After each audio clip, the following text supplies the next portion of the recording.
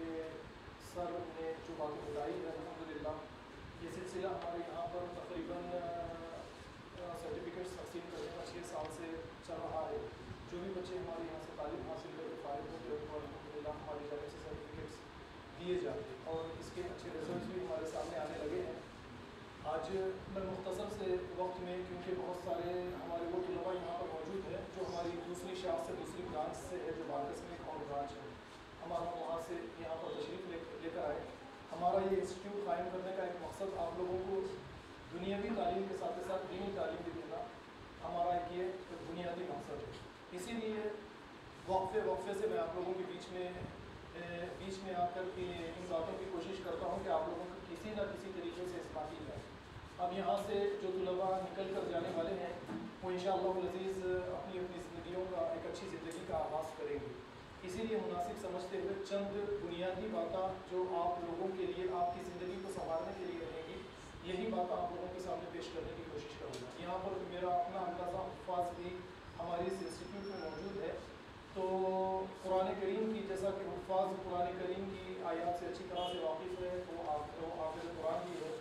تو اسی کی نسبت سے دیکھیے میں سورہ بقرہ کی ایک آیت آپ کے سامنے پیش کروں گا. سب سے پہلے اللہ کے نبی صلی اللہ علیہ وسلم کے بارے میں اللہ رب العالمین نے فرمایا وَالَّذِي بَعَثَ فِي الْأُمِّيِّينَ رَسُولًا. یہ سورہ جمعہ کی آیت ہے اور اسی طریقے کی آیت سورہ بقرہ کی جو ہے رَبَّنَا وَبَعَثْ فِيهِمْ رَسُولًا مِّنْهُمْ يَتْلُو عَلَيْهِمْ آيَاتِكَ وَيُعَلِّمُهُمُ الْكِتَابَ وَالْحِكْمَةَ وَيُزَكِّيهِمْ إِنَّكَ أَنتَ الْعَزِيزُ الْحَكِيمُ. یہ آیت سورہ بقرہ میں ہمیں ملے گی. اس آیت میں نبی کریم صلی اللہ علیہ وسلم کے 4 کام بتائے گئے. ایک یہ حضرت ابراہیم اور اسماعیل علیہ السلام کی دعا ہے جو حضرت ابراہیم اور اسماعیل نے نبی کریم صلی اللہ علیہ وسلم کے لیے خانہ کعبہ کی تعمیر کرتے وقت اللہ رب العالمین سے کی تھی کہ اے اللہ انہی لوگوں میں ایک رسول بھیجیے جو انہیں کتاب کی تعلیم دے اور ساتھ ساتھ ان کا تزکیہ کرے. ربنا وبعث فیہم رسولا منہم یتلو علیہم آیاتک, آپ کی آیات کی تلاوت ان کے سامنے کرے. وَيُعَلِّمُهُمُ الْكِتَابَ اور کتاب کی یعنی کتاب کا علم بھی انہیں دے. وَيُزَكِّيهِمْ وَالْحِكْمَةَ وَيُزَكِّيهِمْ اور انہیں حکمت سکھائے اور ان کا تزکیہ کرے. آپ لوگوں نے بہت مرتبہ سنا ہوگا تزکیہ. اب آپ کی یہ عمر ایک ایسی عمر ہے جس عمر میں آنے کے بعد میں ہر ایک انسان کے لیے چاہے وہ مرد رہے یا عورت رہے, بچہ رہے یا بچی رہے, اس کے لیے ضروری ہے کہ وہ اس دنیا کے اندر اپنا تزکیہ کرے.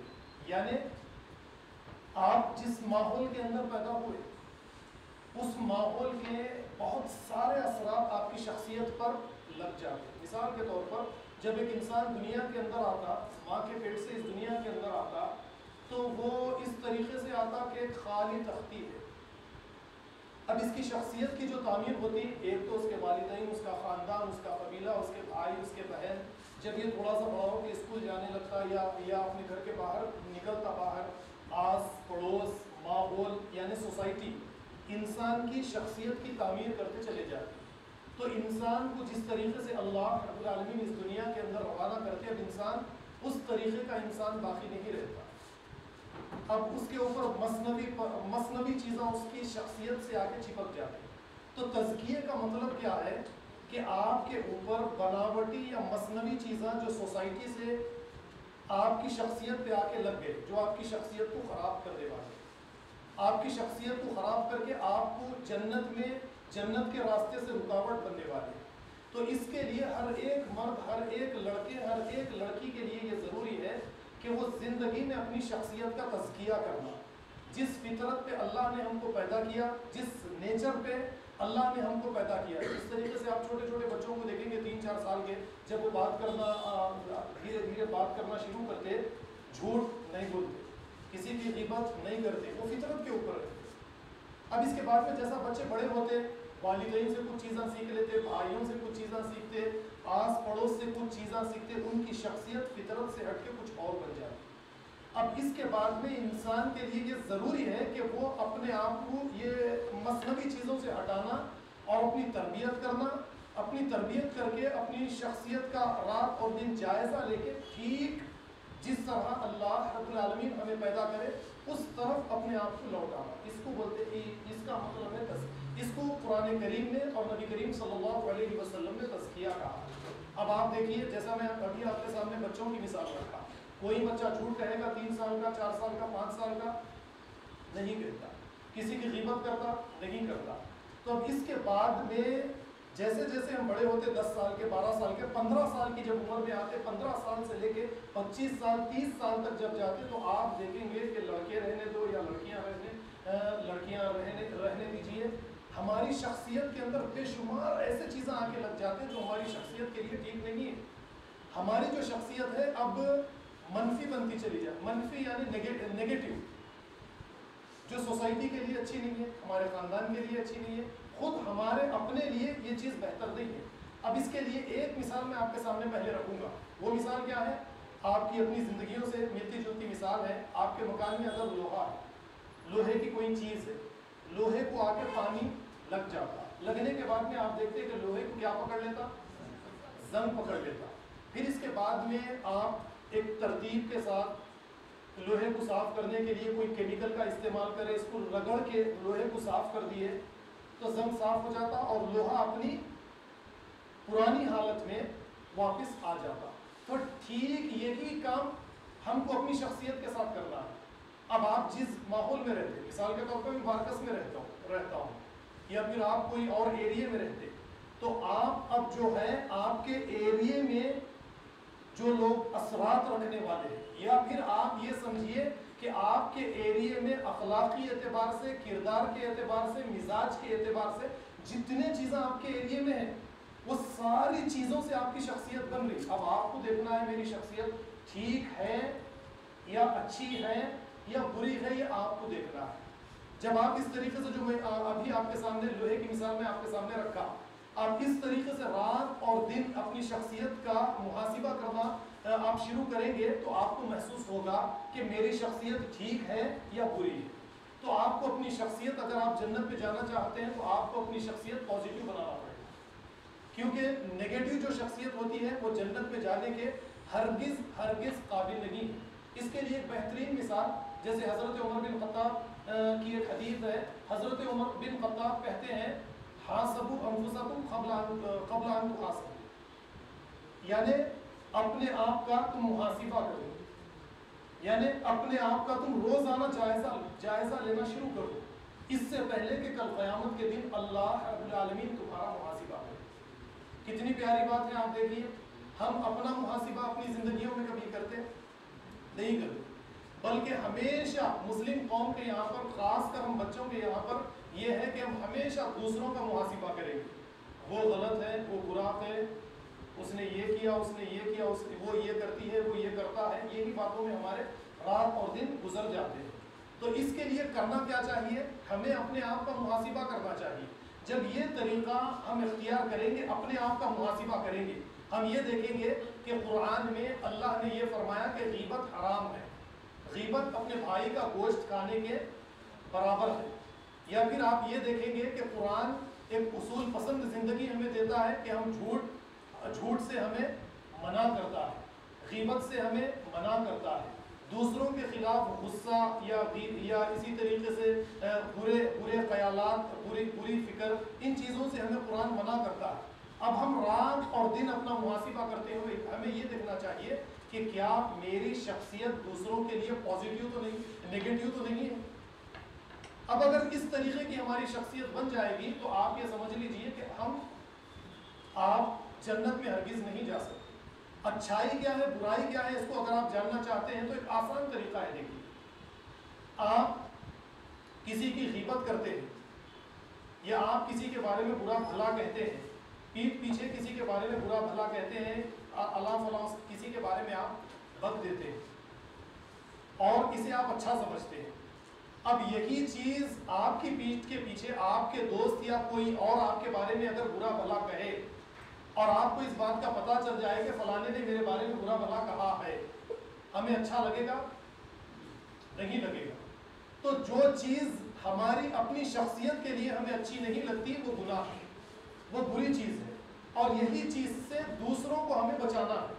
یعنی پیٹھ پیچھے کسی کی غیبت نہیں کرنا ہے, کسی کو برا اور بھلا نہیں کہنا ہے, ہمیشہ پازیٹیو سوچ رکھنا ہے، پازیٹیو طریقے سے ہمیں اس دنیا کے اندر، مثبت طریقے سے ہمیں اس دنیا کے اندر زندگی گزارنا ہے۔ اب ہمیں، مجھے اور آپ کو کرنا کیا چاہیے؟ میں جیسا پہلے آپ لوگوں کے سامنے ایک بات رکھا کہ سوسائٹی سے بہت ساری چیزیں ہماری شخصیت کے اندر شامل ہو جاتی ہیں، تو اب یہ دیکھنا ہے کہ یہ جو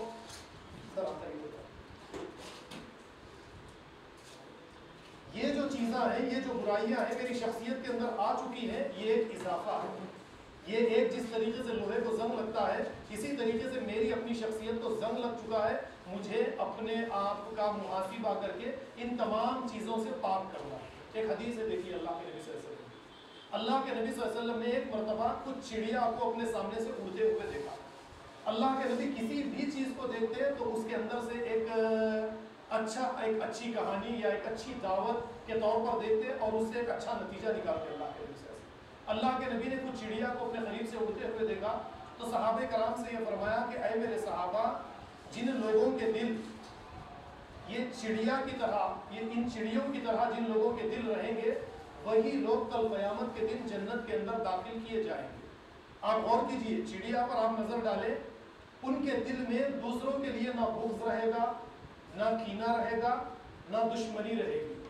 تو اللہ کے نبی صلی اللہ علیہ وسلم نے جو فرمایا کہ جس انسان کا دل ان چڑیوں کے دلوں کی طرح ہو جائے کہ اس کے دل میں کسی کے لیے بغض نہیں، کینہ نہیں، دشمنی نہیں، نفرت نہیں ہے، تو بس وہ جنت میں جانے کے قابل ہو جاتا ہے۔ اس طریقے کے دل ہونے چاہیے ہمارے۔ اس کے لیے قرآن کریم کہتا ہے الا من اتى اللہ بقلب سلیم۔ اللہ رب العالمین کے یہاں پر کل قیامت کے دن صرف وہی شخص کا کامیاب ہوگا جو پاک، صاف ستھرا قلب سلیم لے کر اللہ کی بارگاہ میں شریک ہوگا۔ قلب سلیم یعنی ایسا دل جس دل میں ہمارے اس دل میں کسی کے لیے نفرت نہیں ہونی چاہیے، کسی کے بارے میں برے خیالات ہمارے دل میں نہیں ہونے چاہیے۔ اب یہ بات اور ہے کہ ہمارے ماحول اس طریقے کے بن چکے، ہمارے مکانات میں ہمارے والدین، ہمارے بھائی، ہماری بہنیں دوسروں کی غیبت کرتے نہیں چلتے، لیکن یہ تمام کی تمام یعنی ہم اپنے خاندان، ہمارے قبیلے، یہ چیزوں کو ہم نمونہ نہیں بنا سکتے۔ نمونہ بنانے کے لیے نبی کریم صلی اللہ علیہ وسلم کی شخصیت ہے، بس ہم نمونہ نبی کریم صلی اللہ علیہ وسلم ہی کی شخصیت کو بنائیں۔ اب طلباء سے میری یہ گزارش ہے کہ جو ہمارے اس انسٹیٹیوٹ سے تعلیم حاصل کر کے فارغ ہو کر واپس چلے جائیں گے، ان کے لیے یہ ضروری ہے کہ وہ اپنی زندگی کے اندر ایک تبدیلی لے کر آئیں۔ جب تک آپ اس طریقے سے اپنی زندگیوں کے اندر تبدیلی لے کر نہیں آئیں گے، آپ نہ دنیا کے اندر آپ کو کامیابی ملے گی، نہ آخرت کے اندر آپ کو کامیابی ملے گی۔ میں نے جو باتیں آپ کے سامنے رکھی ہیں، ان باتوں پر آپ دنیا کے اندر عمل کرنا شروع کر دیجیے۔ آپ سے نفرت کرنے والا بھی محبت کرے گا، آپ سے نفرت کرنے والا بھی محبت کرے گا، وہ اس لیے کہ ڈگری یافتہ افراد مرد و عورتوں کی شکل میں بہت سارے ملیں گے، لیکن با اخلاق، با کردار، ایک دوسرے کا احترام کرنے والے انسان آج دنیا کے اندر بے انتہا کم ہو چکے ہیں، اور خاص کر ہم مسلمانوں میں تو ہم اس کی گنتی کر ہی نہیں سکتے۔ تو یہ ہمارے لیے ضروری ہے کہ ہم با اخلاق انسان بنے، با کردار انسان بنے، ہمارے اندر اعلیٰ انسانی اوصاف کو پیدا کرنے کی پوری کوشش کرے، اور رات اور دن ہم اپنا کیا کریں؟ تزکیہ کریں۔ یہ تو رہی ایک بات جو بنیادی طور پر جو باتیں آپ لوگوں کے سامنے رکھنی چاہیے، کیونکہ ان باتوں کے بغیر ہم اپنی تربیت نہیں کر سکتے۔ اب رہی دوسری بات جو اس سے پہلے میں نے آپ کے سامنے رکھی تھی، کہ ایک اصول میں نے آپ کے سامنے رکھا تھا، وہ اصول یہ تھا کہ اگر آپ اس دنیا کے اندر دولت حاصل کرنا چاہتے ہیں، کریے، اللہ تعالیٰ آپ کو نہیں روکتے۔ آپ کروڑوں لاکھوں روپئے کمانا چاہتے ہیں، اللہ تعالیٰ آپ کو منع نہیں کرتے، صرف شرط یہ ہے کہ حلال طریقے سے کمائی جائے۔ آپ دنیا میں دوسروں سے اپنی عزت کروانا چاہتے ہیں، اللہ تعالیٰ آپ کی عزت کروائیں گے، فرشتے بھی آپ کی عزت کریں گے، آپ کی تکریم کریں گے۔ لیکن ایک اصول قرآن کریم آپ کے سامنے رکھتا ہے، دیکھیں، وہ سورہ بقرہ میں آپ کو ایک آیت ملے گی، مثل الذین ينفقون اموالهم فی سبیل اللہ کمثل حبۃ انبتت سبع سنابل فی کل سنبلۃ مئۃ حبۃ۔ اللہ تعالیٰ نے فرمایا کہ جو لوگ اللہ کی راہ میں اپنا مال خرچ کرتے ہیں، ان کے مال کی مثال اس دانے جیسی ہے جسے زمین میں ڈالا گیا، اور زمین میں ڈالنے کے بعد میں اس سے 7 بالیاں باہر نکلی اور ہر ایک بالی پر 100 دانے آئے. کتنے ہو گئے؟ 700 ہو گئے. تو دیکھیے یہ ایک اصول ہے, اس اصول کو آپ اپنے سامنے اب رکھیے. آپ اللہ کی راہ میں 1 روپیہ خرچ کریں گے, آپ کو کتنے ملیں گے؟ 70 روپیے ملیں گے, پکڑ لیجیے آپ. 700 ملیں گے, یا پھر اللہ نے آگے فرمایا واللہ یضاعف لمن یشاء, اللہ کی مرضی, جس کو جتنا چاہے اللہ تعالیٰ دے. تو اب یہی اصول آپ اپنے سامنے رکھیں. آپ عزت چاہتے ہیں دنیا کے اندر, دوسروں کو عزت دیجیے, آپ کو خود بخود عزت ملے گی. آپ با کردار رہ کر دنیا کے اندر زندگی گزاریے. پھر میری گزارشات میں سے یہی گزارش آپ کے سامنے میں پھر رکھوں گا کہ آپ نے یہ جو تعلیم اب حاصل کی ہے کمپیوٹر کورسز کی شکل میں, یا پھر اسی طریقے سے اسپوکن انگلش کی شکل میں, یا پھر ایک دوسرا کورس ہم نے ایٹا کا اسٹارٹ کیا ہے. جب آپ یہ تعلیم حاصل کریں گے تو یہ تعلیم حاصل کرنے کے بعد میں آپ کا یہ تعلیم کے بعد آپ کا پروگرام کیا ہے بتائیے, کوئی بتائیں گے مجھے؟ یہ تعلیم حاصل کرنے کے بعد میں آپ کا پروگرام کیا ہے؟ آپ تعلیم حاصل کرنے کے بعد میں کیا کرنا چاہتے ہیں؟ کوئی, یعنی آپ کے سامنے کوئی بات واضح نہیں ہے, کوئی پروگرام, کوئی مقصد آپ کے سامنے تعلیم حاصل کرنے کے بعد میں نہیں ہے.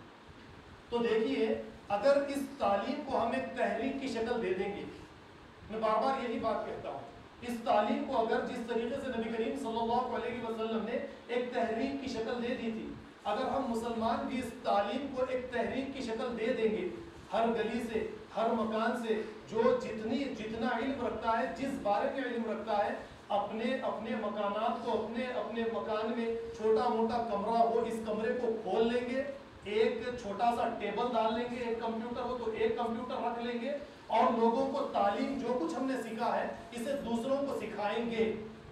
یہ طریقہ, اسے کہتے ہیں تحریک.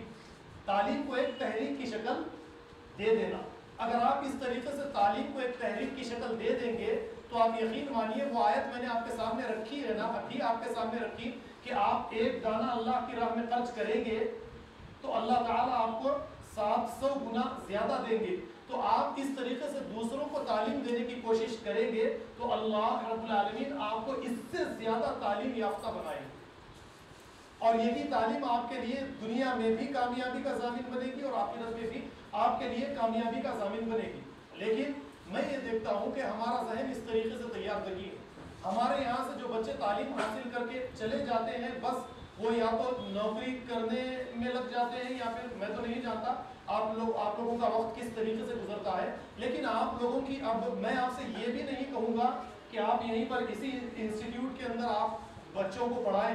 میں تو آپ سے یہ گزارش کر رہا ہوں کہ آپ اپنے مکان میں, یا پھر آپ کے اپنے خاندان میں, آپ کے چھوٹے بھائی ہیں, آپ کے چچا کے لڑکے, آپ کے پھوپھا ہے, آپ کے خالہ ہیں, یا اس طریقے سے آپ کے خاندان میں جو بھی آپ کے خاندان میں لگتے ہیں, ان کو آپ نے جو کچھ سیکھا ہے آپ وہی تعلیم ان کو پہنچانے کی کوشش کی, کیونکہ آپ کے پاس ابھی ایک امانت ہے.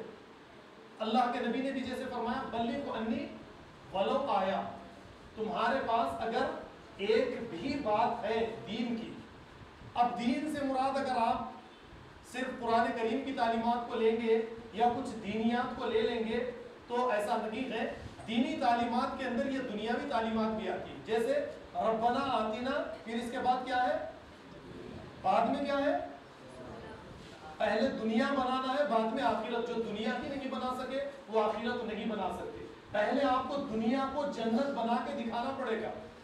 یہاں پر اگر آپ جنت بنائیں, آپ نے یہ ثابت کیا کہ میں جنتی شخص, میں جنت میں کل قیامت کے دن ڈالے جانے کے قابل ہوں. آپ کو یہاں پر اپنے اخلاق, اپنے کردار, اپنی مصروفیات سے وقت نکال کر لوگوں کی خدمت کر کے یہ ثابت کرنا پڑے گا کہ میں جنت کے لائق ہوں, مجھے جنت کی شہریت دی جا سکتی ہے. جس طریقے سے آپ امریکہ ہے, کینیڈا ہے, یا مغربی ممالک میں آپ کسی ملک کی شہریت لینا چاہتے ہیں تو وہاں کے کچھ قوانین ہیں, آپ کا بیک گراؤنڈ دیکھا جاتا ہے, آپ کے کوئی کرمنل کیس ہے وغیرہ وغیرہ. یہ ساری چیزوں کو دیکھ کر مغربی ممالک آپ کو نیشنلٹی دیتے ہیں. کیا جنت کی نیشنلٹی اتنی آسانی کے ساتھ آپ کو مل جائے گی بنا کسی قربانی کے؟ آپ کی زندگیوں کے اندر کوئی مقصد ہی نہیں ہے.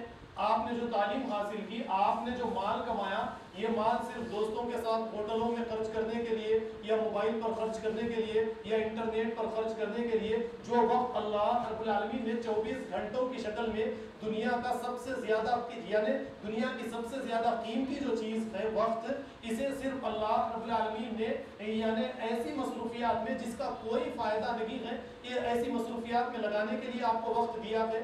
آپ کو اس وقت کے بارے میں، پیسے کے بارے میں اور تعلیم کے بارے میں اس وقت پتا چلے گا جب اللہ رب العالمین ان کے بارے میں آپ سے سوالات کریں گے کہ جو تعلیم آپ کو ملی، اس تعلیم کا تم نے کیا کیا، جو وقت تم کو دیا گیا تھا اس وقت میں تم نے کیا کیا، جو مال تم کو دیا گیا تھا اس مال کا تم نے کیا کیا۔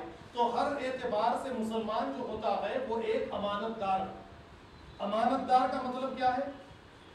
جب کسی کو امانت دی جاتی ہے تو وہ اس امانت کے اندر کسی قسم کی کوئی خیانت نہیں کر سکتا۔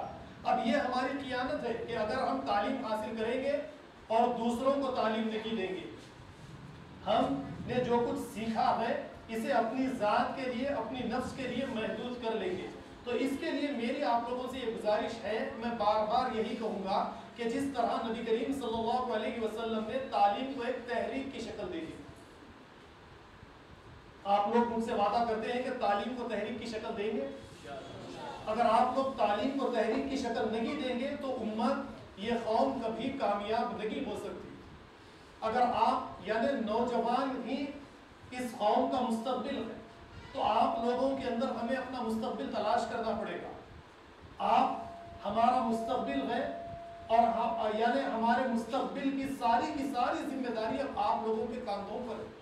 آپ میدان میں وقت ضائع کریں گے، ٹی وی کے سامنے وقت ضائع کریں گے، یا اس طریقے سے دوست و احباب کے ساتھ صرف دل لگی کے اندر اپنا یہ قیمتی وقت اگر ضائع کریں گے تو پھر نبی کریم صلی اللہ علیہ وسلم کی وہ حدیث شاید آپ لوگوں کو یاد ہوگی کہ قیامت کے دن 5 چیزوں کے بارے میں جب تک انسان سے سوال نہیں کر لیا جائے گا اس کے قدم اللہ کے سامنے سے نہیں ہٹ سکتے۔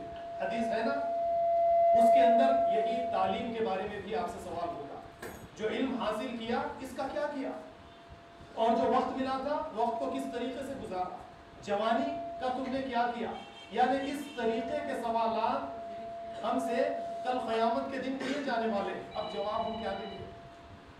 تو میری آپ لوگوں سے یہی گزارش ہے کہ جو لڑکوں نے تعلیم حاصل کر لی ہے، اب ان سے یہی کہوں گا کہ وہ وقت یعنی 1 گھنٹہ یا کم سے کم آدھا گھنٹہ یا ہفتے میں 3 دن 2 دن، کم سے کم ہفتے میں 1 دن، مجھے یہ پتا ہے کہ ہماری مزاج نہیں ہے کہ ہم تھوڑا وقت دینا نہیں چاہتے، لیکن مزاج بنانا پڑے گا۔ تھوڑا ہفتے میں 1 دن دیجیے۔